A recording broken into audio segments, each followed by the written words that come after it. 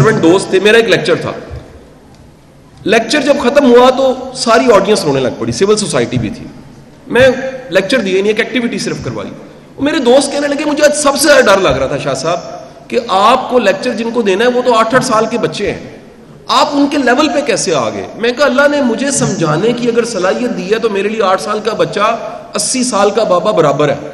اگر صلاحیت نہیں دی, 86 میں ہارورڈ گارڈنر تھیوری دیتا ہے there are 9 type of intelligence.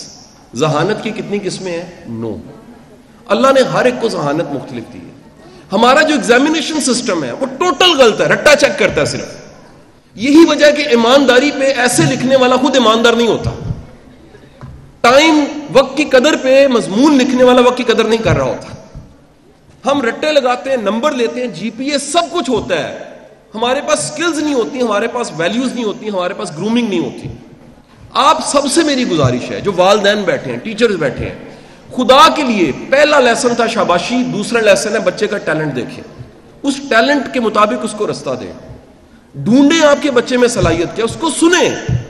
ہم اپنے بچوں کو نہیں سنتے, ہم اپنے بچے کے ٹیلنٹ کو پہچاننے کی کوشش نہیں کرتے.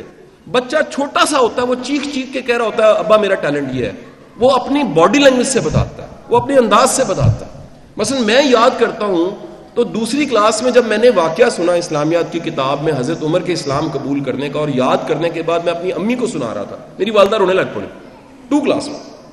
میں نے والدہ سے کہا آپ رو کیوں رہی ہیں؟ کہ جب میں نے بتایا کہ حضرت عمر رسول پاک کے قدموں میں جا کے گرے, جب انہیں آیتیں سنی اور کلمہ پڑھا, وہ کہتی بیٹا مجھے لگا کہ تم بول نہیں رہے, میں آنکھوں سے دیکھ رہی ہوں.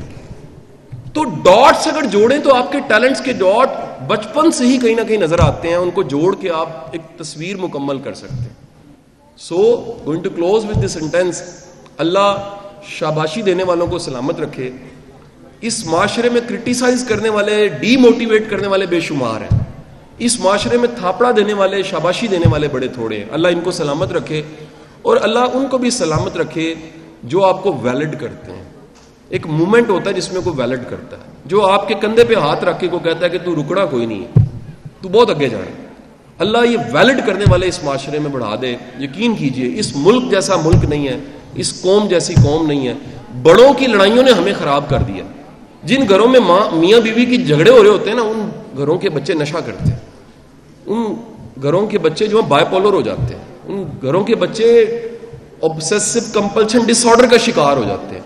آپ کو 22 کروڑ عوام جو خراب لگ رہی ہیں نا, یہ بڑوں کی جنگیں ہیں جن کے چکر میں ہم 22 کروڑ خراب ہو گئے. یقین کریں اتنا پوٹینشیل ہے. میں نے 2 درجن ملک دیکھے ہیں, آپ میں سے کئیوں نے زیادہ دیکھے ہوں گے. قسم کھانے کو تیار ہوں, میں نے پاکستان جیسا ملک نہیں دیکھا. اتنا شاندار ملک ہے. اس کا لینڈسکیپ, اس کا کلچر, یہ ہمیں خراب کر دیا گیا. ہم ایسے نہیں ہیں, ہم محبت کرنے والے لوگ ہیں. ہمارا ایک اسکالرشپ کا ونگ ہے سر, میں 700 بچوں کو اسکالرشپ دے رہا ہوں. میں حیران ہوا, مجھ سے پہلے بھی کوئی ماما چاچا بابا انہیں پال رہا تھا. یہ ایسا معاشرہ ہے. اس میں سوشل فیبرک اتنی اسٹرانگ ہے کہ ایک گھر میں کھیر پکتی ہے, ساتھ والے گھر میں بھی جاتی ہے. اس میں ایک کے جنازے پہ دوسرا کندھا اس لیے دیتا ہے کہ ثواب ہوتا ہے. اس میں کوئی کسی کی فیس دے رہا ہوتا ہے, کوئی کتابیں لے کے دے رہا ہوتا ہے. دنیا میں ایسا سوشل فیبرک نہیں ہے. تو آپ دعا کیجئے یہ بڑوں کی جنگیں ختم ہو اور میرا ملک آگے جائے. پاکستان زندہ باد. بہت شکریہ.